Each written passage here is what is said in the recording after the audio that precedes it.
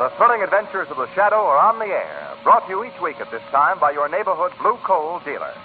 These dramatizations are designed to demonstrate forcibly to old and young alike that crime does not pay.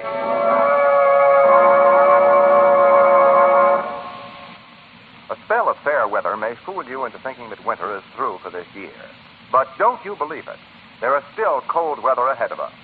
So play safe and make sure you have a good supply of blue coal on hand. It's especially wise to make sure you get blue coal, because blue coal is particularly prepared for home heating. There are many different qualities of coal, as you know. But when you order blue coal, you can be sure of getting the finest quality coal for your money. And that means real comfort plus economy. So get in touch with your neighborhood blue coal dealer tomorrow. Order your blue coal right away.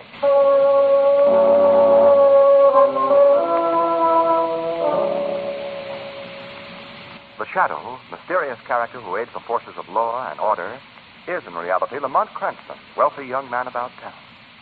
Several years ago in the Orient, Cranston learned a strange and mysterious secret. The secret of hypnotic power to cloud men's minds so that they cannot see him. Cranston's friend and companion, the lovely Margot Lane, is the only person who knows to whom the voice of the invisible Shadow belongs. Today's drama, AlterOf Death.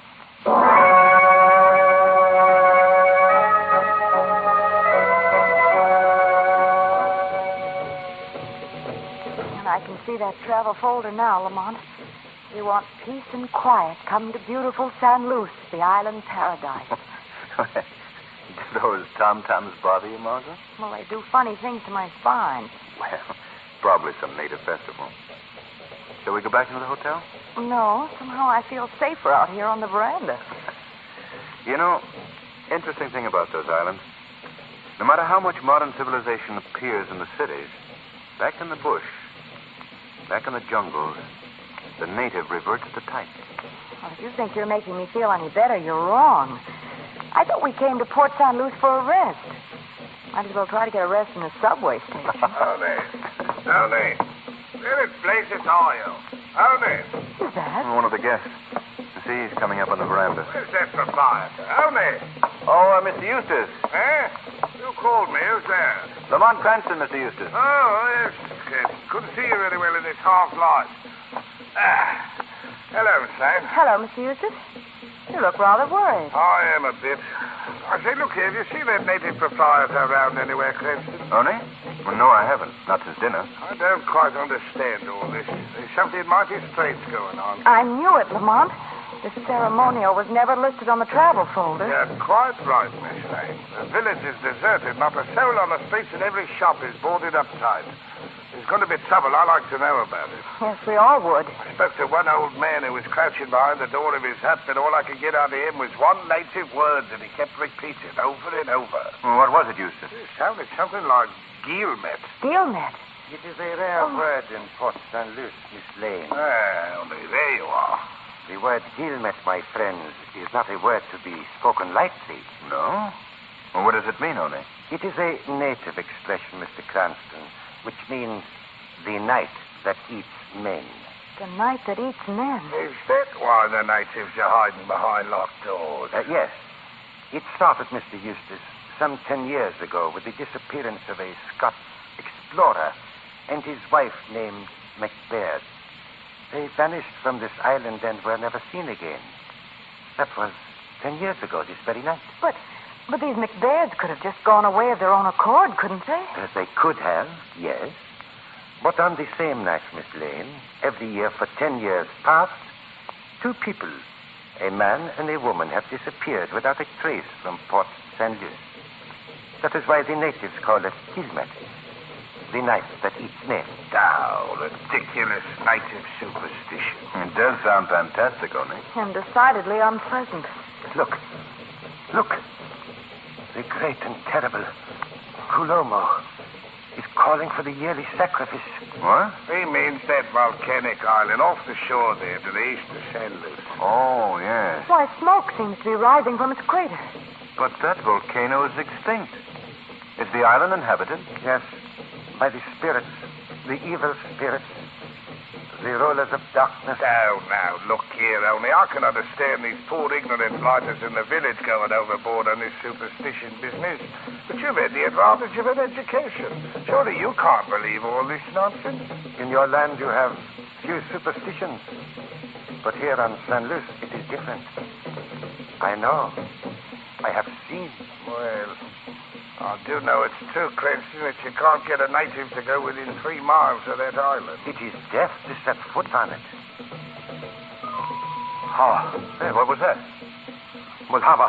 What did you say, Only? Lamont is terrified. Oh, forgive me. Now, look, Oni, look. If you're in trouble or danger, you forgive me. Please. Well, we'll be waiting outside here for you, Oni. Waiting outside. Oh, I know you are here somewhere. You have come for me. I am ready to die. You, there in the window. Come. I am ready.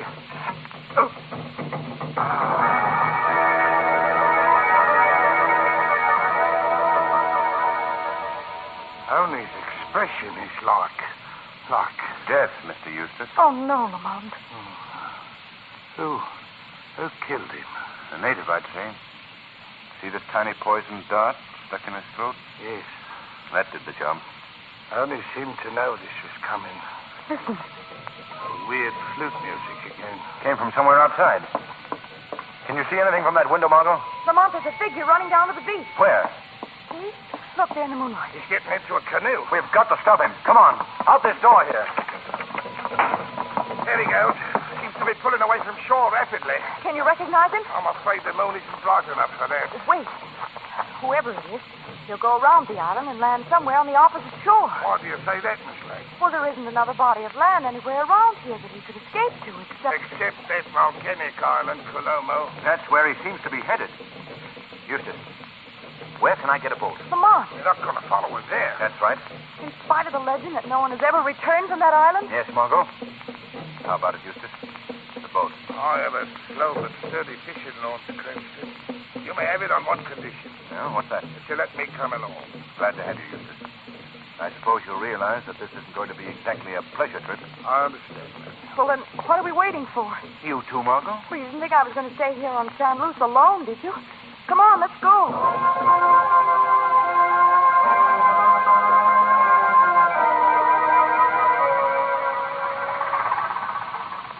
Can you see him, Eustace? Right.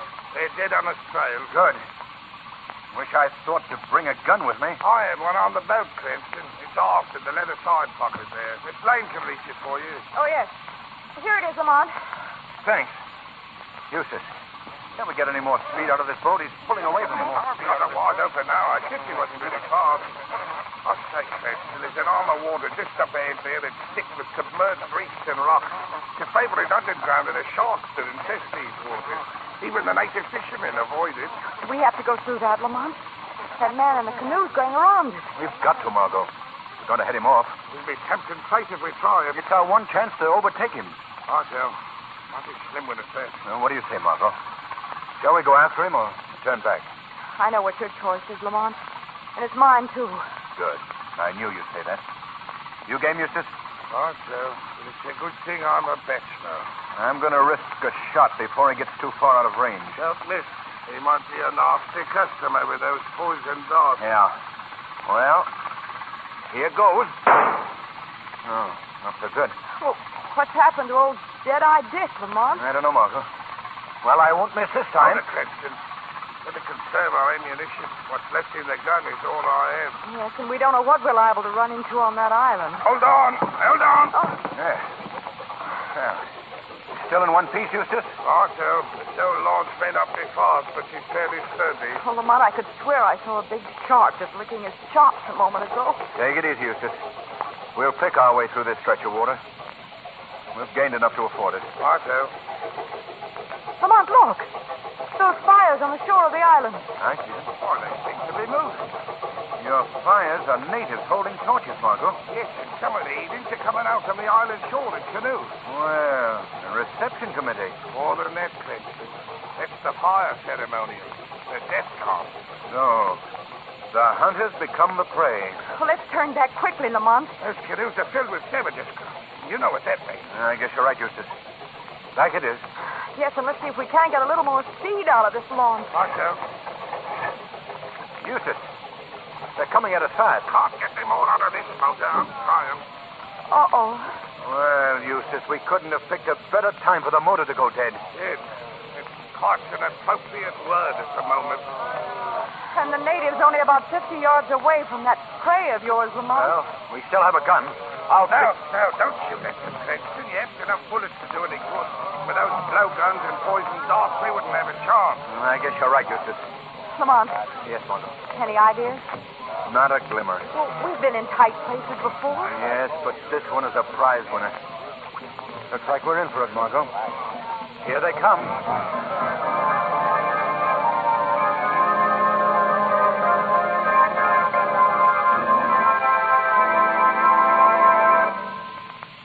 In just a moment, we'll continue with Act 2 of AlterOf.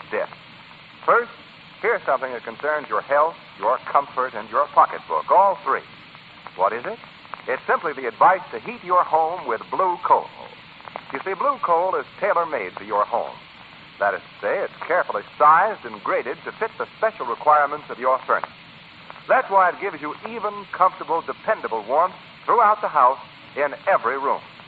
That's why it's also such a money saver. It burns so efficiently that you enjoy real economy with blue coal. When, on top of all this, your home is equipped with the new Blue Coal automatic heat regulator, then you certainly have a modern home heating combination that's mighty hard to beat. The Blue Coal heat regulator is easily and quickly installed. Quickly removed, too, in case you move. And it's easy to operate. You'll be amazed to discover the thousands of steps, yes, literally thousands, this regulator will save you in the course of a season. Ask your neighborhood Blue Coal dealer to tell you all about it. He's listed under the words Blue Coal in the yellow section of your classified phone directory. Now, back to the shadow.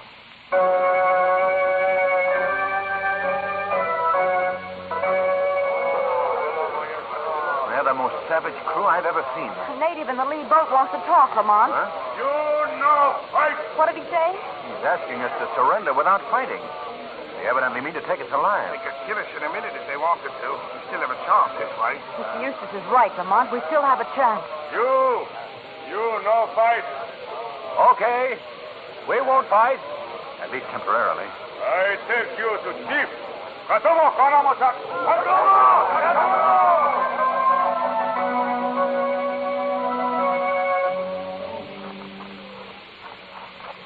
The largest hut in the village.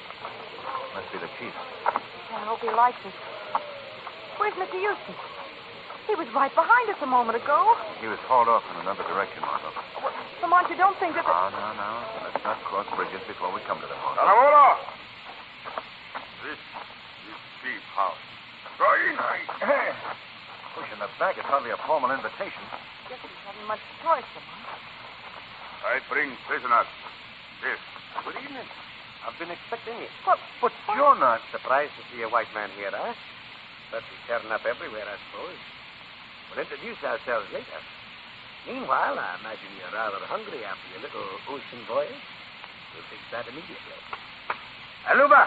Yeah, now, look, all we want No is... trouble at all. Aluba, Kauto, Congo. I've told them to take your friend into the village to bring food. Why have you done all this? Why? My subjects think you are man and wife. That is why your friend has been separated from you.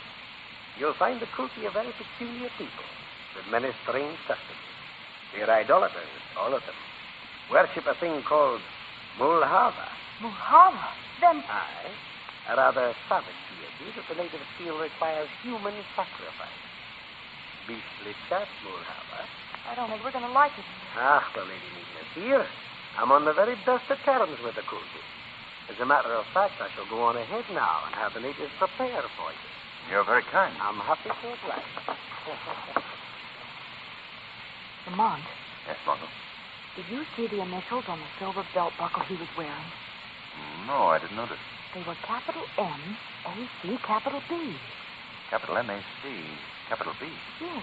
Didn't Oni tell us that the first two people to vanish from Port St. Luce were a Mr. McBaird and his wife? Yes, Margot. I'm afraid he did.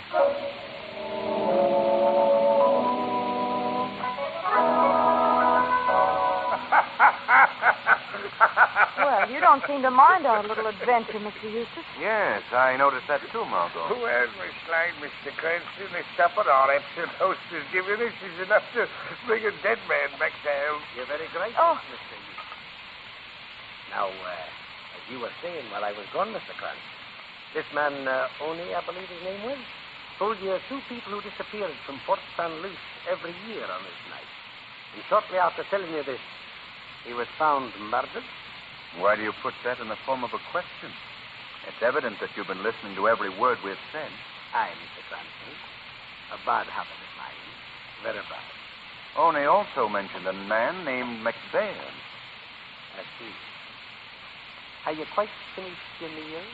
Why, yes, thank you. And now, if you could let us have some fuel for our No, boat. no. You must accept my hospitality and stay the night. Or at least part of the night. The natives are well prepared for you. What's that? I use this gong to summon my servants. The natives are coming for the food. Oh, thank you, my dear. This is my wife. The natives took rather a fancy to her and made her a priestess. We are both devout worshippers, as a matter of fact. Hey, what's going on here? Your friend Oni told you about the man and woman who disappear every year from Port St. Luce. Did he name Mr. Cranston? Yes? It is my pleasure to inform you, sir, that you and Miss Lane are the two who disappeared this year. No! Aye. The native in the canoe rather lured you on, I believe. He was the witch doctor of the Kulti tribe who went to Port St. Luce to murder Oni because poor Oni, he knew too much. Oh, I see. You were behind that, too. Aye.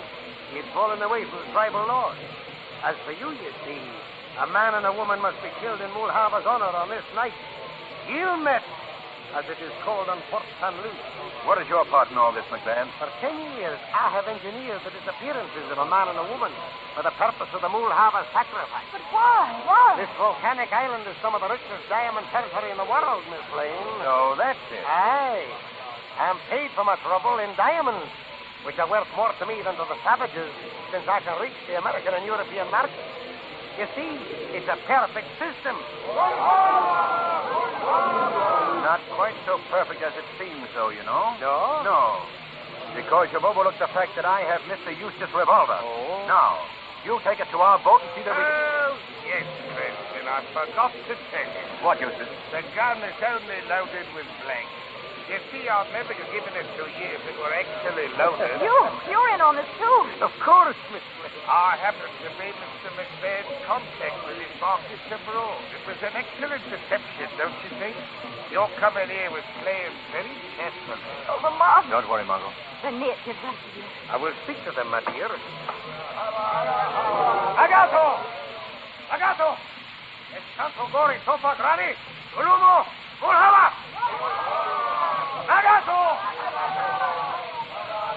I have just told my subjects to take you to the temple of the altar of death on the rim of the volcano.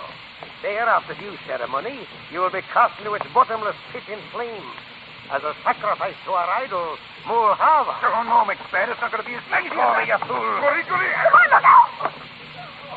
Lamont! Mr. McBaird, your native is killed. Nay, I couldn't deprive my people of their innocent little fun. No, I am saving you both for the fire sacrifice.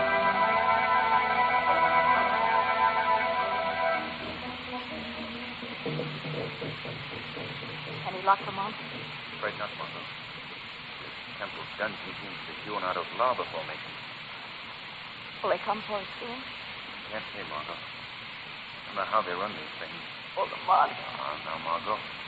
Mustn't let that lunatic McBaird enjoy himself over our fear. Oh, you're right. Is this it, Lamont? Looks like it, Margot. I don't see how we can possibly get out. There's someone at the door. Have they come? A little sliding panel. There's a face peering in, Margot. It is I, Mrs. McBaird. Mrs. McBaird. I want to help you. as I've tried to help all the other poor souls who've fallen into my husband's power. Oh. Oh, I hate him. He's evil. You hate him? Aye. Will you help us escape? Oh, no. I want to, but they'd kill me if I did that. All I can do is to tell you the weak place in my husband's armor. For what you can make out of it. Yes, Miss McGrath. The natives fear him. They think he's Mulhava's disciple. They fall on their knees before him. They even made me serve as priestess to keep up the pretense. But if they ever should discover that he uses them and their God for his own selfish ends, they turn on him. I understand you, Mrs. McGrath. And I think I see a chance. What do you mean, Lamont? Margot, perhaps the shadow can find a way out. Mrs. McGrath, there's nothing I can do unless you open that door. Oh, they'd kill me. You must, I tell you, if we're all to have a chance. If I open it, I warn you I'm armed, and if you attempt to escape, I'll have to kill you in self-defense. I agree to those terms, Mrs. McGrath. Very well. Just a moment. I'd better make a break for it, Margot. I'll be looking out for you. Good morning, Shadow. You feel it, Lane? Nothing. You're nervous. Mr. Cranston. Mr. Cranston. Where is he? He's gone, Mrs. McGrath. Gone? Oh, no. I'll be killed for this. I'll be... They're coming. I'll help you, Mrs. McGrath. I'll do my best to help you. Here comes my husband. Well, Miss Lane, Mr. Where's Cranston? Where is he? Ah, my dear. This is some of your gentle work. Oh, she couldn't help it. He escaped. She couldn't have stopped him. What is it, McBain? Cranston is gone. Of course, and we're done for. The natives won't take just a woman. No, they will not. They insist on a man, too. But I think we can work out of that emergency. Don't you, Eustace? What do you mean, McBain? We have Miss Lane, have we not? But there's no man. You forget me. We have you. Oh, you're joking. You would do a thing like that. Besides, you need this too much. I need the natives more, Eustace. Mulhava! Coro! Sugo! No, McBain, not me. Not Take that me. man, take him! He and Miss Lane will make up our sacrifice to the mighty Mulhava!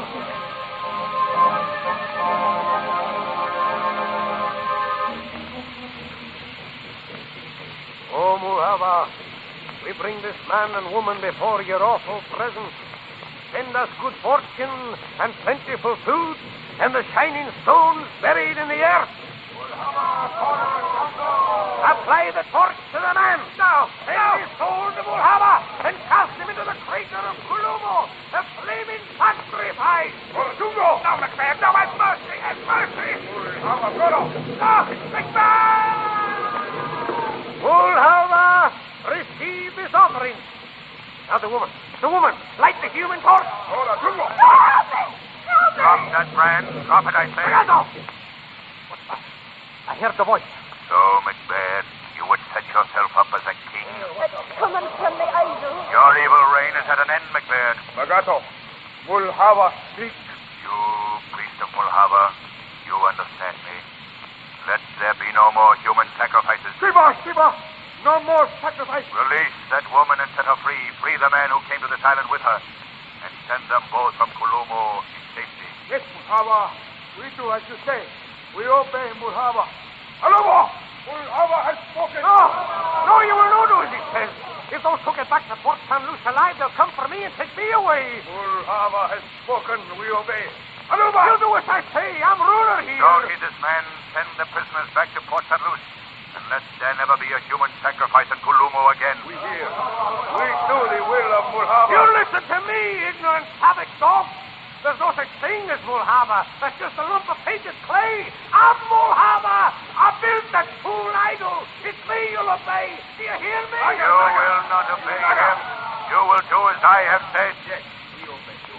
Aluma! I'll show you that the idol's made of clay. I'll show you who's more powerful. What's this? There, it's cracked and broken, your idol, Mulhava. I guess that'll quiet your almighty highness. Well, don't stand there staring at me. You break Mulhava. You die. Wait a minute. No, wait a minute. It was only a joke. A joke. I'll build you another idol, another one. They don't come no closer to me now. Die. Back! Get back, I say! I got a gun here. Stop or I'll shoot. Stop! No!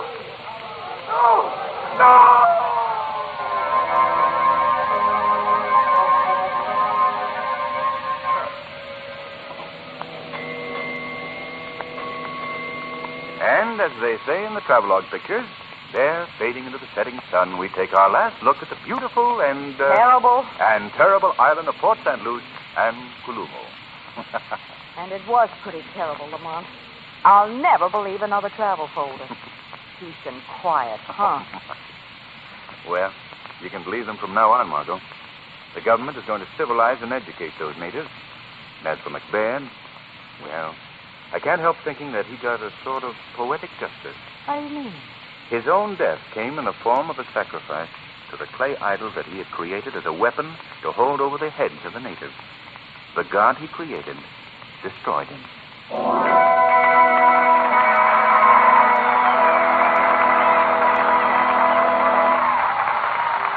In just a moment, we'll bring you a special feature of America at War. But first, we present John Barclay, Blue Coal's home heating expert. Mr. Barclay.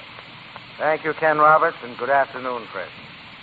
At this time of year, with rapidly changing temperatures, it's very important to know how to bank your fire properly to ensure the utmost comfort. Now, there's no magic about banking your fire, but there is a right way and a wrong way of doing it.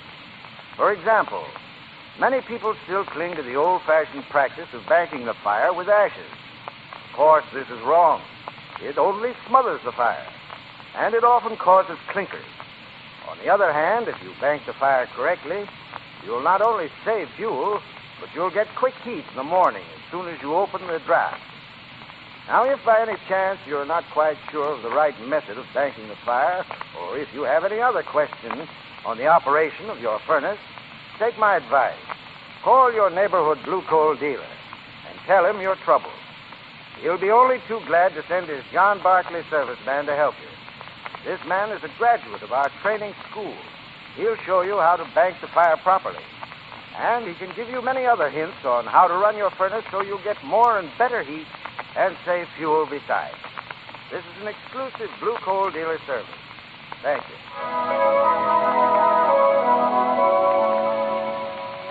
The Shadow program is based on a story copyrighted by Street and Smith Publications.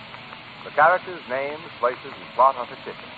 Any similarity to persons living or dead is purely coincidental. We bring you now a dramatic episode that might happen to you. Hello, Ed. How are you? What's new? Hiya, Mac. What are you so happy about? Boy, I'm having a good time these days, Ed. Making good money and spending it, too. Yeah, listen, fella. This country's at war. No time to throw your dough around. Oh, come on. Don't be a sourpuss. What do you want me to do with my money? Buy defense bonds and stamps. And listen, buy them regularly. Every payday. Right. Friends, now is no time for extravagance. Now is the time to put your money to work for your country. Buy defense bonds and stamps regularly every payday. Urge your friends to buy. Talk it up among your fellow employees. Many firms already are represented 100%. For example, every single employee of the DeanoDigital Coal Company, producers of blue coal, has subscribed to buy defense bonds regularly. Let's show the axis that for nations as well as for men, The weed of crime bears bitter fruit. Crime does not pay. The shadow knows. Next week, same time, same station, your friendly blue coal dealer brings you another strange and thrilling adventure in the Shadow's daring battle against the forces of evil. Be sure to listen, and be sure to phone your neighborhood blue coal dealer for greater heating comfort at less cost. Remember, keep the home fires burning with blue coal. This story was produced by the DeanoDigital Coal Company, distributors of blue coal. This is the Mutual Broadcasting System.